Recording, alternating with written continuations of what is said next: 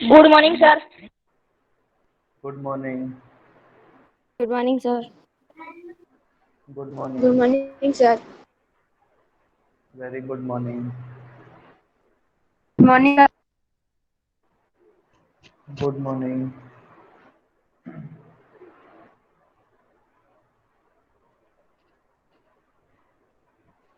મારો voice clear આવે છે બધાને? Yes, Yes, sir. sir. Yes, sir. Yes, sir.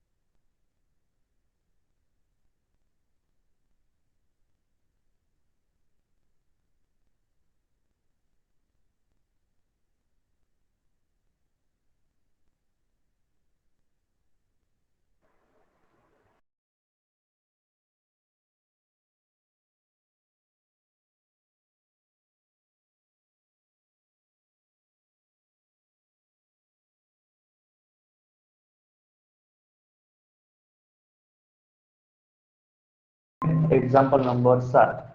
સ્વાધ્યાય 12.2 નો એક્ઝામ્પલ નંબર 7.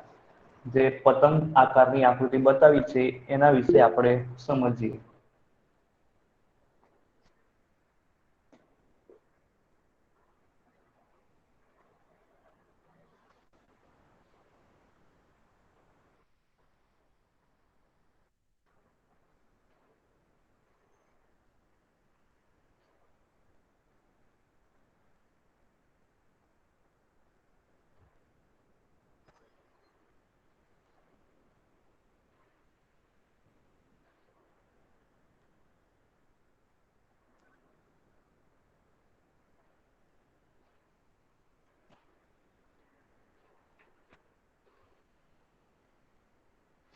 તો અહીંયા તમને કીધું છે કે એક પતંગ ચોરસ આકારનો છે.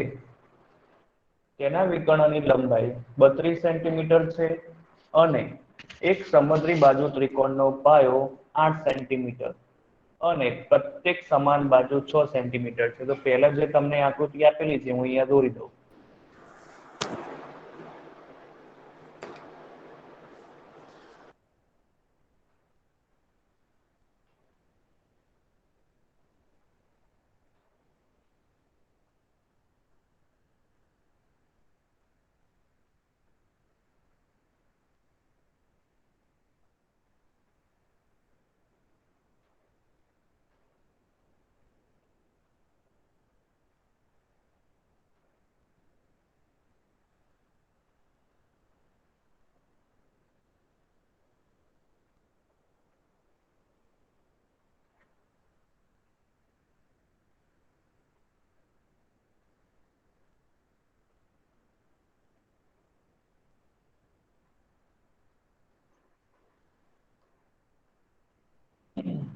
તો અહીંયા શું કીધું છે કે એક પતંગ ચોરસ આકારનો છે. આ પતંગ કેવો છે? ચોરસ આકારનો છે. ચોરસ આકારનો હોય તેની બધી બાજુ કેવી હોય? સરખી. Okay. અને તેના વિકર્ણ પણ કેવા હોય? સરખા હોય. Okay. સરખા હોય. સરખા હોય. હા, તો અહીંયા તમને એમ કીધું છે કે એક પતંગ ચોરસ આકારનો છે અને આ શું છે? એના ચોરસના વિકર્ણ. વિકર્ણો છે. તો તેના વિકર્ણની લંબાઈ તમને આપી છે 32 સેન્ટીમીટર. તો આની પણ 32 અને આની પણ 32. તો અહીંયા બીજું શું કીધું છે? અને એક સમદ્રી બાજુ ત્રિકોણનો પાયો, સમદ્રી બાજુ એટલે કે આ નીચે જે તમને ત્રિકોણ આપેલો છે તે એક સમદ્રી બાજુ ત્રિકોણનો પાયો એટલે કે જેના ઉપર ત્રિકોણ ઊભો છે તેને પાયો કહેવાય. તો સમદ્રી બાજુ ત્રિકોણનો પાયો 8 સેન્ટીમીટર અને પ્રત્યેક સમાન બાજુ, તો પેલા સમદ્રી બાજુ હોય તો એની બે બાજુ કેવી હોય? સમાન. સમાન. તો અહીંયા સમદ્રી બાજુ ત્રિકોણનો એક પાયો 8 સેન્ટીમીટર આપ્યો છે અને પ્રત્યેક સમાન બાજુ 6 સેન્ટીમીટર એટલે કે બાકી લઈએ બાજુ 6 સેન્ટીમીટર અને તેને ત્રણ જુદા જુદા રંગથી એટલે તમે આ જોઈ શકો છો ડાર્ક છે આકૃતિમાં, પછી આ આછો છે અને આ થોડો વધારે ડાર્ક છે. તો આ ત્રણ ભાગનું તમારે ક્ષેત્રફળ શોધવાનું છે. તો આપણે શું કરીએ? પેલા સૌ પ્રથમ લખીએ કે ચોરસ ભાગને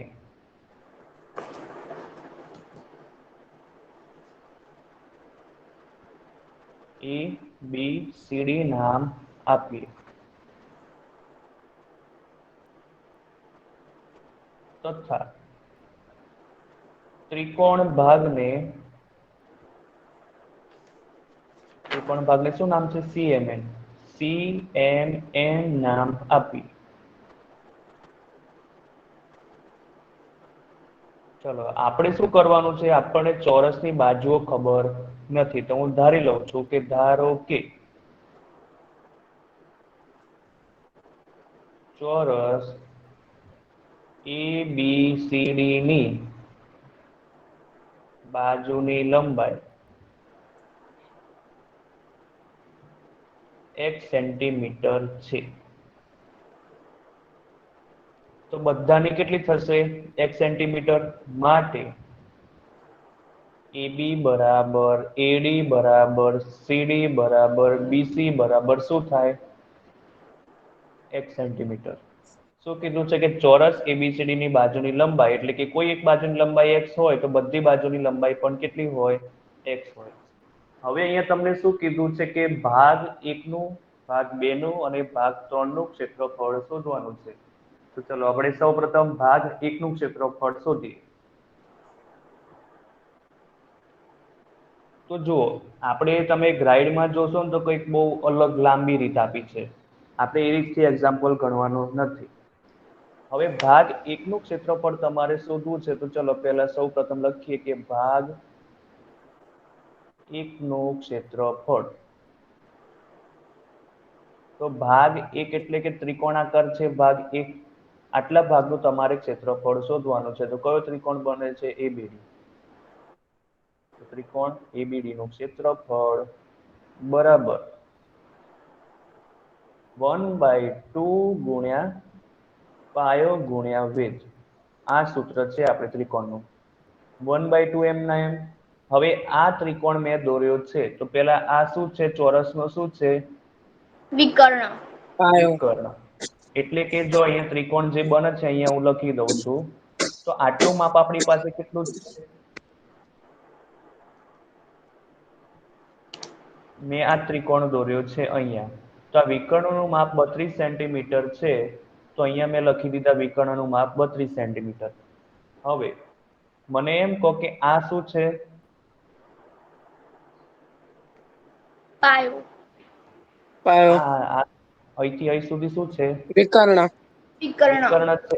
તો વિકર્ણનું માપ કેટલું છે? 32 સેમી. 32 સેન્ટીમીટર. સેન્ટીમીટર. તો આ બંને વિકર્ણનું માપ આપણી પાસે 32 સેન્ટીમીટર છે.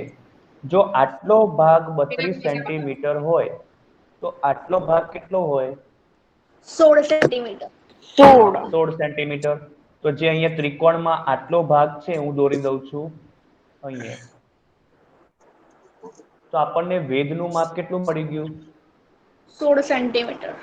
16 સેન્ટીમીટર. તો 1/2 પાયો છે તો પાયો કેટલો હતો આપણી પાસે? 32 ગુણ્યા વેધ કેટલો છે આપણી પાસે? 16. 16 ગુણ્યા 16 એટલે કેટલા થશે? 256 સેન્ટીમીટર સ્ક્વેર. તો આપણે પહેલા ભાગનું ક્ષેત્રફળ શોધી લીધું. ચલો એવી જ રીતે આપણે બીજા ભાગનું ક્ષેત્રફળ શોધીએ.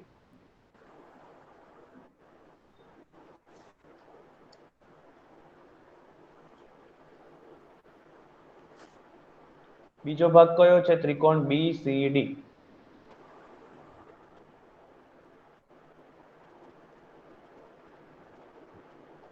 બરાબર.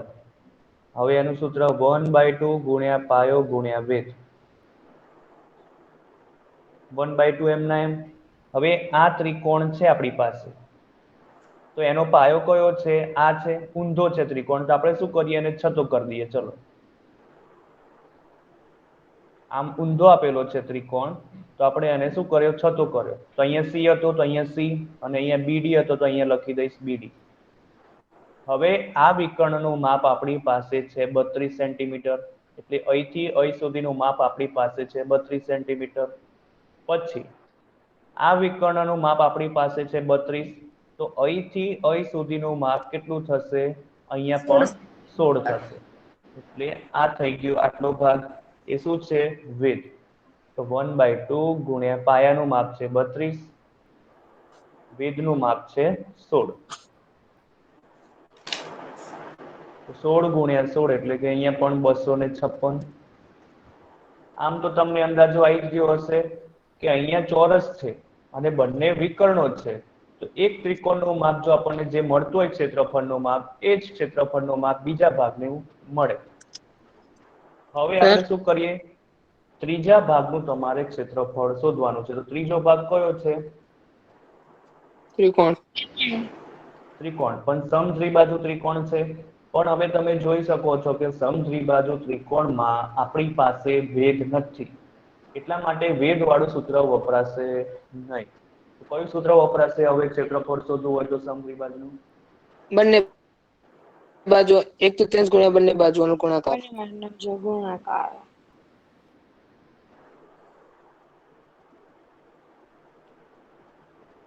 પેલા અર્ધ પરિમિતિ શોધવી પડશે. હા, પેલા અર્ધ પરિમિતિ શોધવી પડશે, કારણ કે આપણી પાસે 3 બાજુનું માપ છે. તો ચલો, હવે આપણે ભાગ 3 નું ક્ષેત્રફળ શોધવું છે. તો પેલા લખીએ, હવે ત્રિકોણ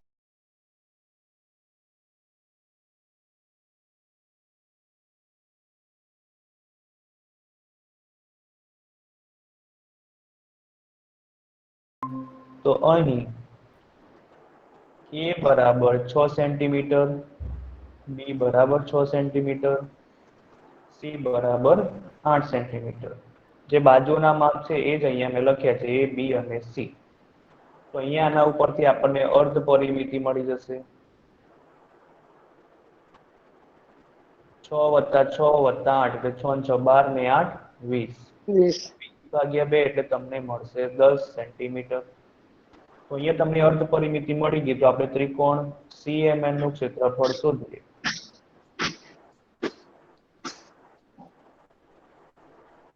સૂત્ર છે વર્ગમૂળમાં S કૌંસમાં S માઇનસ A. ચલો, હવે આપણે કિંમત મૂકી દઈએ આની અંદર.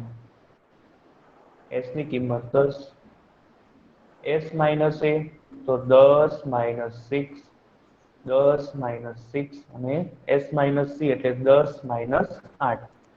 શું કર્યું છે? આની અંદર જે કિંમતો છે A, B, C ની અને S ની કિંમત આની અંદર મૂકીને 10 એમના એમ. 10 માંથી 6 જાય તો 4, 10 માંથી 6 જાય તો 4, 10 માંથી 8 જાય તો 2.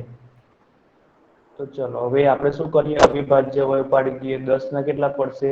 5 ગુણ્યા 2, અને 4 ગુણ્યા 4 છે તો બંનેનું વર્ગમૂળ નીકળી શકે, એટલા માટે હું એના અવિભાજ્ય અવયવ પાડતો નથી. હવે 2 વખત હોય સંખ્યા અને 1 વખત બહાર લખવાનું. તો 2 કેટલી વાર છે? 2 વાર. તો બહાર લખીએ તો 1 વખત 2 લખાશે. 4 કેટલી વાર છે? 2 વાર. તો 4 ને બહાર લખીએ તો 1 વખત લખાશે. તો વર્ગમૂળમાં શું બાકી રહ્યું હવે? માત્ર 5. 5. હા, તો 2 ગુણ્યા 4 એટલે 8 અને વર્ગમૂળમાં 5, અને ક્ષેત્રફળ છે એટલે એકમ આવશે સેન્ટીમીટર સ્ક્વેર. હવે તમારે શું કરવાનું છે? 5 નું વર્ગમૂળ શોધવાનું છે. તો ચલો, આપણે 5 નું વર્ગમૂળ શોધીએ. તો મેં તમને સૂત્ર લખાવ્યું હતું.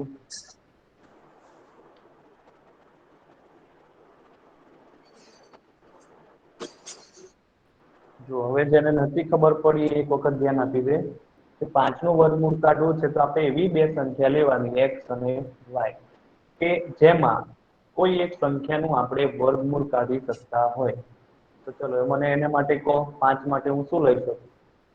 5 2 ને 1. હા 4 + 1. તો જુઓ x ની જગ્યાએ જેનું આપણે વર્ગમૂળ કાઢી શકતા હોય એ આપણે x ની જગ્યાએ લખવાનું. તો 4 વત્તા y ની જગ્યાએ તો x ની કિંમત 4 અને y ની કિંમત થઈ ગઈ 1.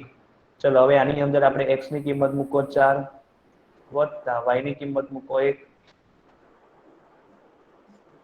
4 નું વર્ગમૂળ 2 1 ભાગ્યા 2 વર્ગમૂળમાં 4. હવે 4 નું વર્ગમૂળ 2 થાય 2 દુ 4.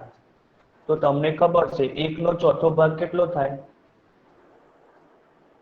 0.25. 0.25. અને ના આવડતું હોય તો 1/4 કરી દો. તો 1 નો 4 વડે ભાગ નહીં ચાલે એટલે અહીં 0 મૂકો, અહીં 0 મૂકો અને પોઈન્ટ. હવે 4 દુ 8, 10 માંથી 8 જાય તો 2. હવે એક વખત 0 મૂકી દીધા તો હજી જો 2 ને 4 વડે નથી ભગાતા તો અહીંયા આપણે 0 મૂકવો પડશે. અને એક વખત આપણે 0 ને પોઈન્ટ મૂકી દીધા છે તો ફરીથી અહીંયા ક્યાંય મૂકવાની જરૂર નથી. 4 પંચા 20. તો 1/4 એટલે કેટલો મળ્યો? 0.25. 2 વત્તા 0.25 એટલે 2.25. તો અહીંયા આપણને 5 નું વર્ગમૂળ મળી ગયું 2.25. તો આની જગ્યાએ કિંમત મૂકી દઈએ. ચલો હવે પોઈન્ટ ને દૂર કરવું હોય તો નીચે કેટલા લખાશે? 100. 100. હવે 225 નો ગુણાકાર 8 સાથે કરો શું મળે છે પછી મને કહો.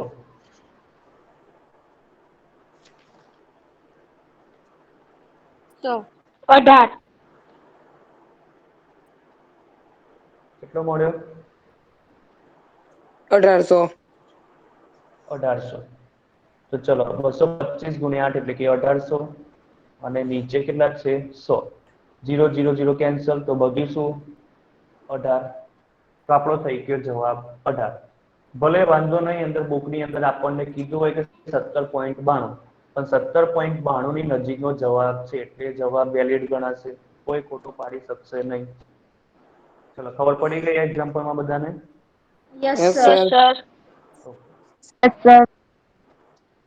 ઓકે લખવાનું બાકી છે કોઈને? હા સર. નો સર. ઓકે લખી લો ફટાફટ.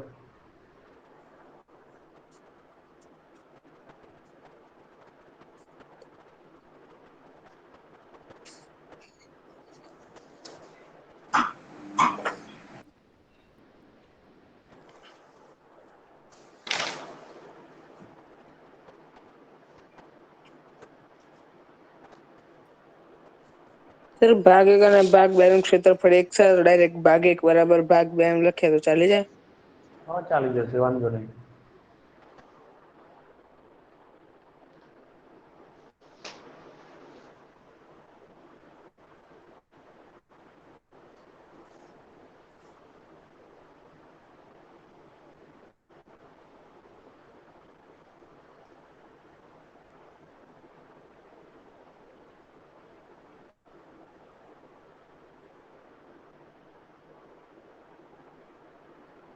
ચલો લખાઈ ગયું બધાને? Yes sir. Yes, sir. હવે જુઓ એક્ઝામ્પલ 9. હવે એક્ઝામ્પલ 9 સમલંબ ચતુષ્કોણ વાળો છે. હવે એક્ઝામ્પલ 9 સમલંબ ચતુષ્કોણનું ક્ષેત્રફળ શોધવું હોય તો આવો જ એક્ઝામ્પલ આપણે સ્વાધ્યાયમાં જોયો. કયો હતો?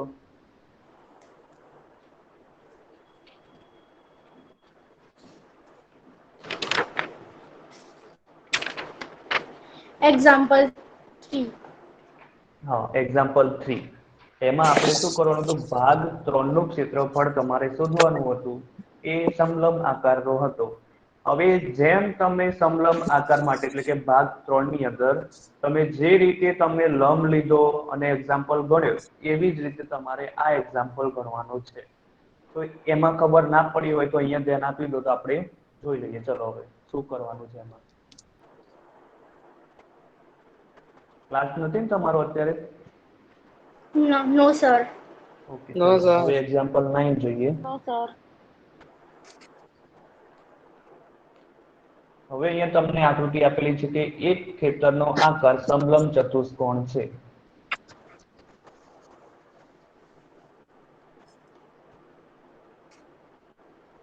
તેની સમાંતર બાજુ એટલે પેલા નામ આપી દઉં અહીંયા A, B, C અને D. એક ખેતરનો આકાર સમલંબ ચતુષ્કોણનો છે. સમલંબ ચતુષ્કોણ કીધો હોય તો તમને ખબર હોવી જોઈએ કે સમલંબ ચતુષ્કોણની એક જોડ સમાંતર હોય અને બીજી જોડ સમાંતર ના હોય. હવે શું કીધું છે કે તેની સમાંતર બાજુઓ 25 મીટર અને 10 મીટર લંબાઈની છે. તો આના કરતા મોટી કઈ છે? આ છે. તો 25 મોટા 10 કરતા, તો અહીંયા લખવાના તમારે 25 મીટર. અને બીજી કઈ છે? 10 મીટર. અને સમાંતર ના હોય તેવી બાજુઓ 14 મીટર અને 13 મીટર છે. તો અહીંયા તમને આટલો ભાગ આપેલો છે 14 મીટર, સમાંતર ન હોય તેવી બાજુ, અને આટલો ભાગ આપ્યો છે 13 મીટર. તો તમારે ખેતરનું ક્ષેત્રફળ શોધવાનું છે, એટલે કે આટલા ભાગનું ક્ષેત્રફળ શોધવાનું છે. તો ચલો તમે ભાગ 3 તમે જોયો તો મને એમ કહો કે શું કરશું પહેલા આપણે?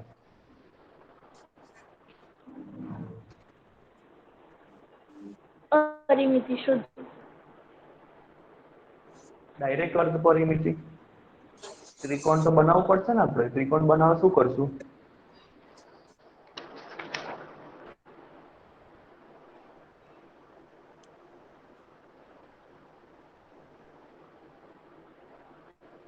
ત્રિકોણ હશે તો આપણે હેરોનું સૂત્ર વાપરી શકીશું ને. અહીંયા તો ત્રિકોણ બનતો નથી.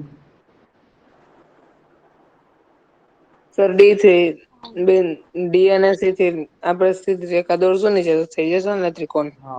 હા, એવું કરશું. જો આપણે શું કરશું, ડી થી AB ઉપર લંબ લઈશું. તો આ ખૂણો કેટલા અંશનો બનશે?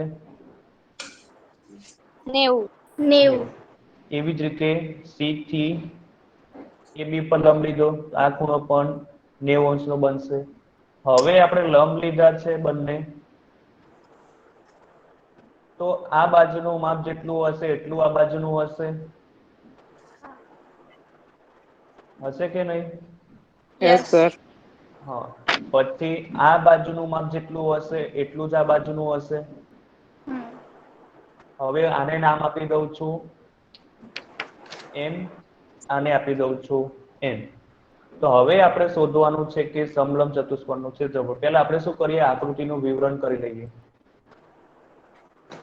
કે સમલંબ ચતુષ્કોણ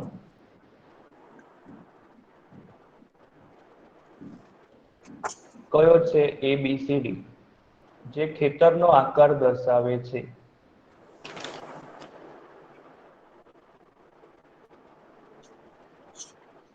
જેમાં જે માપ છે એ આપણે લખી દઈએ કે જેમાં AB બરાબર 25, BC બરાબર 14, CD બરાબર કેટલું છે? 10, અને DA બરાબર 13 મીટર. અને AB અને CD કેવા છે? સમાંતર. તો જો સમાંતરનું સિમ્બોલ છે AB, સમાંતરનું સિમ્બોલ આને કહેવાય. આનો અર્થ શું? AB અને CD બંને સમાંતર છે. આનો મતલબ શું? આ ચિહ્નનો મતલબ સમાંતર માટે વપરાય કે જે બે રેખાઓ સમાંતર હોય અને આ વડે દર્શાવાય. યાદ રાખવાનું આ. ચલો હવે શું કરીએ, B પરથી AB પર લંબ લઈએ. તો અહીંયા શું કરો, DM લંબ AB.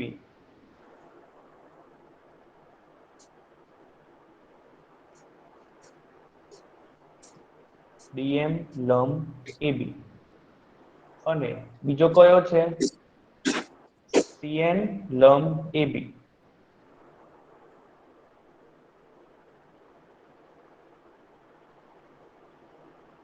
અને ખૂણો M બરાબર 90 અને ખૂણો N બરાબર 90. હવે શોધવાનું છે આપણે સમલંબ ચતુષ્કોણનું ક્ષેત્રફળ.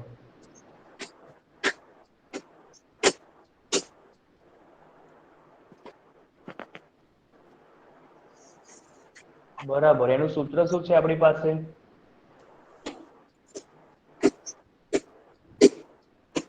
સૂત્ર બોલો. 1/3 સમાંતર બાજુ સરવાળો અને વચ્ચેનું અંતર. ગુણ્યા તો સમાંતર બાજુ વચ્ચેનું અંતર. હા, સમાંતર બાજુઓ વચ્ચેનું અંતર. અંતર. તો અહીંયા 1/2. હવે સમાંતર બાજુઓનો સરવાળો, તો સમાંતર બાજુઓ કઈ છે? AB અને CD. તો લખીએ AB વત્તા CD ગુણ્યા સમાંતર બાજુઓ વચ્ચેનું અંતર. તો અંતર સમાંતર બાજુઓ વચ્ચેનું અંતર એટલે કે આ સમાંતર બાજુઓ છે, તે બંને વચ્ચેનું અંતર કેટલું છે? તો આ બંને શું કહેવાશે? સમાંતર બાજુઓ વચ્ચેનું અંતર. તો બંનેમાંથી કોઈ એક તમારે લખવાનું, કારણ કે આ જેટલું હશે એટલું જ આ હશે. તો અહીંયા હું લખું છું DM. તો તમારી પાસે AB નું માપ છે 25 મીટર, CD નું માપ છે 10 મીટર. તો તમારે DM શોધવાના છે. આ ભાગ તમારે શોધવો છે. ચલો પહેલા મને એમ કહો કે એક્ઝામ્પલ 3 પરથી મને એમ કહો કે આપણે પહેલા કયા ભાગનું માપ શોધીશું?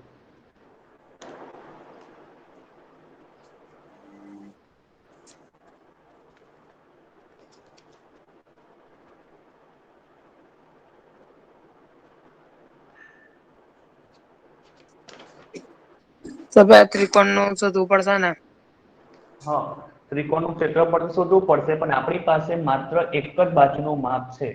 હવે મારે બંને બાજુનું માપ લાવવું હોય તો હું શું કરીશ? 1/2 ગુણ્યા કાટખૂણ ગુણાકાર. હા બોલો.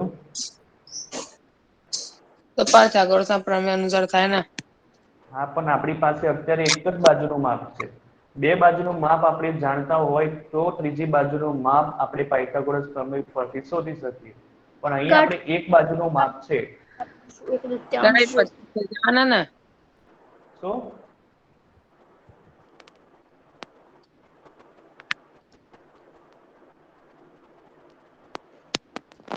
તો સૌપ્રથમ આપણે શું કરવું પડશે? AM નું માપ મેળવવું પડશે.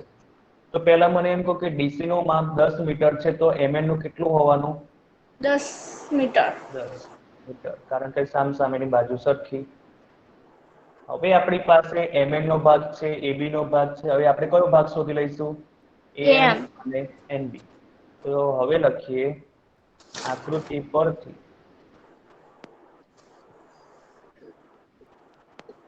AB બરાબર શું લખાય? AM NB. વત્તા MN વત્તા NB. હવે AB નું માપ કેટલું છે? 25. બરાબર. AM નું માપ કેટલું છે? શોધવાનું છે. પણ AM બરાબર શું થવાનું? NB. કારણ કે બે બાજુ કેવી થશે? અહીંયા આપણે લંબ લઈએ તો બંને કેવી થાય? સરખી. એટલે કે AM નું માપ જેટલું હોય એટલું જ NB નું હોય. તો આપણે શું કરશું? AM ની જગ્યાએ લખી દઈશું NB વત્તા MN કેટલા છે આપણી પાસે? 10 વત્તા NB કેટલા છે આપણી પાસે? NB ના NB રાખીએ છીએ. તો હવે 25 અને 10 ને હું ડાબી બાજુ લાવું. 25 - 10. NB વત્તા NB કેટલા થશે? 2 2NB. તો અહીંયા લખશું 2NB. હવે 25 માંથી 10 જાય તો 15. હવે 2 નીચે જશે તો 15/2 બરાબર NB. માટે NB નું માપ આપણને 15. મળી ગયું 15/2. માટે AM નું પણ કેટલું? 15/2. હા, કારણ કે સરખા છે. કારણમાં લખી દેવાનું કે કારણ કે NB બરાબર am. હવે am નું માપ અહીંયા આપણને મળી ગયું 15/2, આનું પણ મળી ગયું 15/2. હવે આપણે શું શોધવાના હતા? dm, એટલે કે આ બાજુનું માપ તમારે શોધવું હતું. તો અહીંયા આપણે શું કરશું? dm શોધવા માટે બે બાજુનું માપ જાણીએ છીએ, ત્રીજી બાજુનું માપ જોઈએ છે, તો કયા નિયમ વાપરીશું? અહીંયા ત્રિકોણ DMA માટે પાયથાગોરસ પાયથાગોરસનો પ્રમેય. પાયથાગોરસ પ્રમેયનો ઉપયોગ કરતા ગ્રાઇડની અંદર અલગ રીત આપી છે, આપણે આપણી રીતે જ લખવાનું. ત્રિકોણ DMA માટે પાયથાગોરસ પ્રમેયનો ઉપયોગ કરતા. ચલો હવે મને એમ કહો કે કર્ણ કયો લેવાનું? ડીએમ નહીં, મેં તમને કીધું તો છે, યાદ રાખજો કે કર્ણ એટલે ત્રાસી લાઈન હોય ને એને કર્ણ લેવાનો. એડી હા, એડી. યાદ રાખજો, હવે ભૂલ ના કરતા, બાકી પરીક્ષામાં ભૂલ કરશો તમે કે કર્ણ હોય એટલે ત્રાસી લાઈન લેવાની. તો કર્ણનો વર્ગ બરાબર બાજુનો વર્ગ વત્તા બાજુનો વર્ગ. અથવા તો એવું યાદ ના રહેતું હોય તો તમારે શું કરવાનું કે સૌથી મોટી બાજુનું માપ હોય એ હંમેશા કર્ણ જ હોય. યાદ રાખવાનું કે કર્ણનું માપ બાકીની બાજુઓ કરતા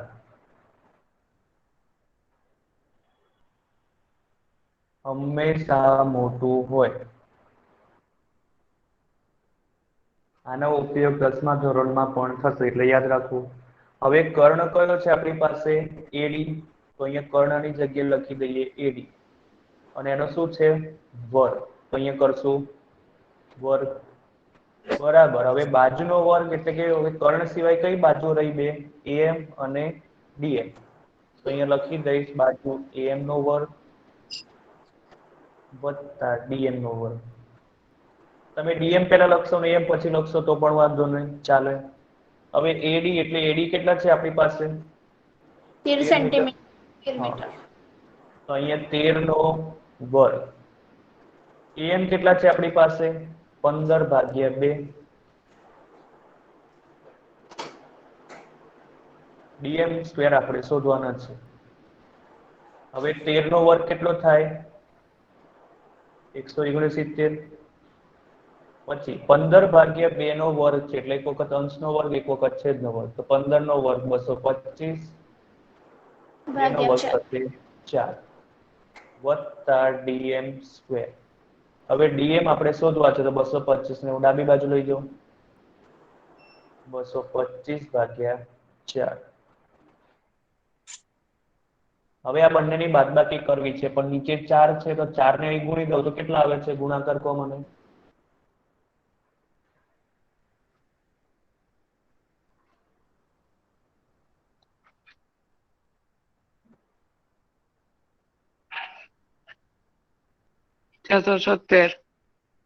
કેટલો? 676. 76 માઇનસ 225. હવે 4 ને ગુણી દીધા તો બંનેની નીચે 4 લખાશે. ચલો હવે બાદબાકી કરો. 676 માંથી 225 બાદ કરો.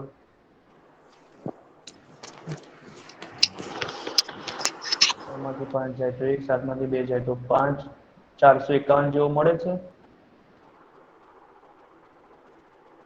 Yes sir, 451. Yes sir. હવે dm સ્ક્વેર બરાબર તમને મળી ગયું 451/4. માટે dm કેટલા મળશે તમને? વર્ગને હું જમણી બાજુ લઈ જાઉં તો વર્ગમૂળમાં 451/4. હવે બંનેનું વર્ગમૂળ છે, તો 451 નું આપણે વર્ગમૂળ કાઢી શકતા નથી. તો 451 ને આપણે એમને એમ રાખીએ, અને 4 નું વર્ગમૂળ કેટલું થશે? 2. તો dm બરાબર તમને મળી ગયા કેટલા? વર્ગમૂળમાં 451/2.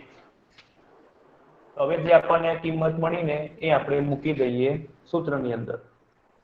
તો સૂત્ર શું લખાવ્યું? તો અહીંયા 1/2 ગુણ્યા ab વત્તા cd ગુણ્યા dm. તો કિંમત મૂકીએ.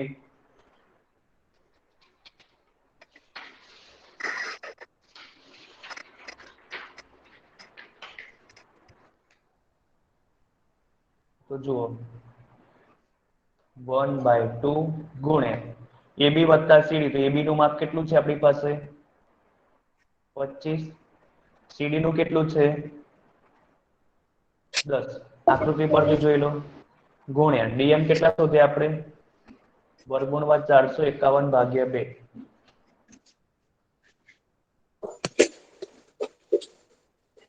હવે 25 ને 10 થશે 35, અને નીચે ગુણાકાર કેટલો થશે 2 ગુણ્યા 2 એટલે કે 4, તો 35 ભાગ્યા 4 ગુણ્યા વર્ગમૂળમાં 451. હવે 451 નું તમારે વર્ગમૂળ શોધવાનું છે, તો વર્ગમૂળ શોધવા માટે મેં તમને કીધું એ પ્રમાણે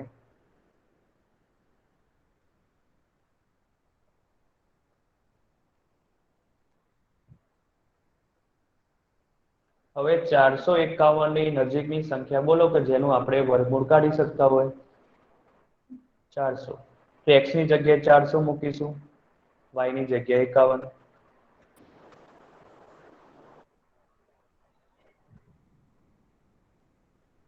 ચારસો નું વર્ગમૂળ 20, 51 એમના એમ, 400 નું વર્ગમૂળ 20, 20 ગુણ્યા 2 એટલે કે 40. ચલો હવે મને 51 ભાગ્યા 40 કરીને કહો કે કેટલો જવાબ મળે છે, પોઈન્ટ પછી બે સંખ્યા આવવી જોઈએ,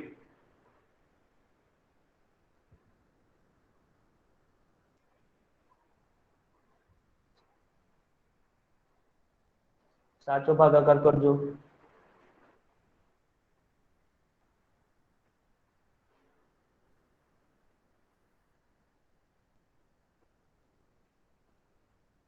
$12.75.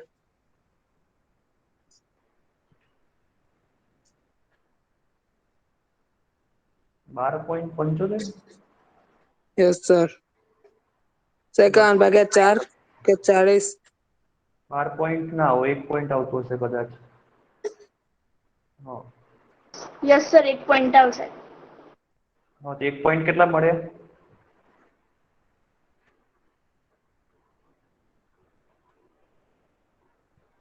1 પોઈન્ટ છે 1 પોઈન્ટ પછી કેટલી આવે છે 1.275.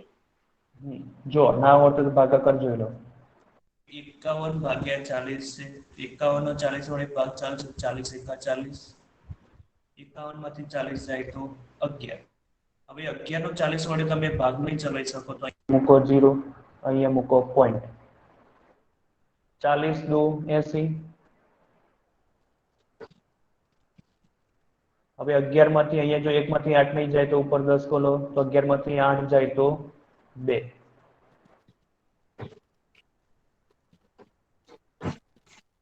હવે શું કરશો, 1 માંથી 0 જાય 0. હવે 30 મળે તો 30 નો 40 વડે ભાગ નહીં ચાલે, તો શું કરશું, 0 નીચે લખીશું, અને 40 ગુણ્યા કેટલા કરીશું, મને 300 અથવા 300 ની 7 નજીક મળશે, 7 4 ને 7 સર 7 7 આવશે સર. ઓકે, ચલો 40 40. ગુણ્યા 7 એટલે કેટલા મળે છે તમને 7. 280. 280, બરાબર. તો અહીંયા આપણને કેટલા મળે 1.27, તો આની જગ્યાએ લખી દઈશું 1.27. હવે ચલો 20 વત્તા 1.27 કેટલા થશે, 21.27. તો આનો સરવાળો મળી ગયો આપણને 21.27. તો 35 ભાગ્યા 4, હવે અહીંયા 21.27 મળે. હવે મારે પોઈન્ટ ને દૂર કરવું હોય તો નીચે લખાશે 100. ચલો હવે 4 વડે, હવે શું કરશે, આ બંનેનો ગુણાકાર કરો, કેટલો મળે છે,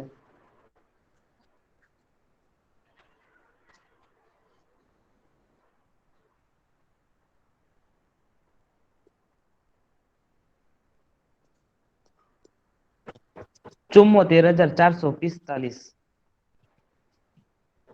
74,000 કેટલો કીધો, 445. ઓકે. હવે નીચે છે 4 ગુણ્યા 100. ચલો હવે આને 4 વડે ભાગો, શું મળે છે 186.51. 186.51 ભાગ્યા 100 છે.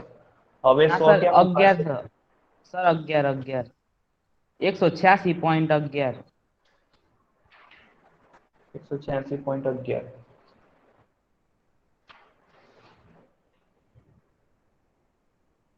હા બોલો. શું?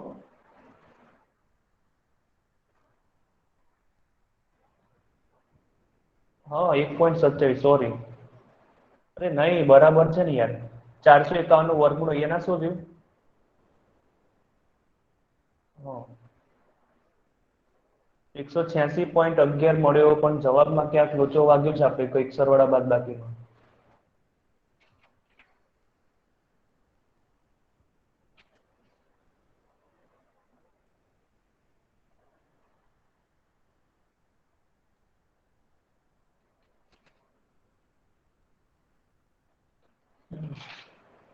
પાછળ જવાબ આવે છે 196.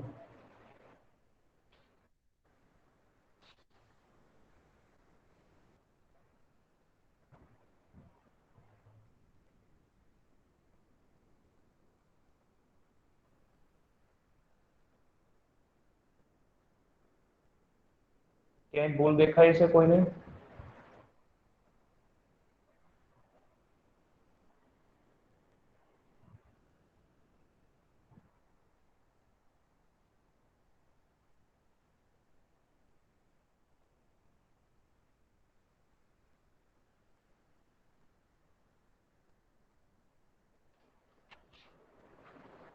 ચલો કઈ વાંધો નહીં. આ એક્ઝામ્પલ તમે શું કરજો, ઘરે HW માં ટ્રાય કરજો અને ક્યાં ભૂલ પડી આપણે એ ધ્યાને લેજો. અને કોઈને ખબર પડે કે સર અહીંયા આપણી ભૂલ હતી તો તમે મને પર્સનલ મેસેજ કરજો. પછી આપણે એના વિશે આગળ સોમવારે વિચારીશું. સર ચલો આગળનું પેજ એને બતાવો. શું? આગળનું પેજ. ઓકે.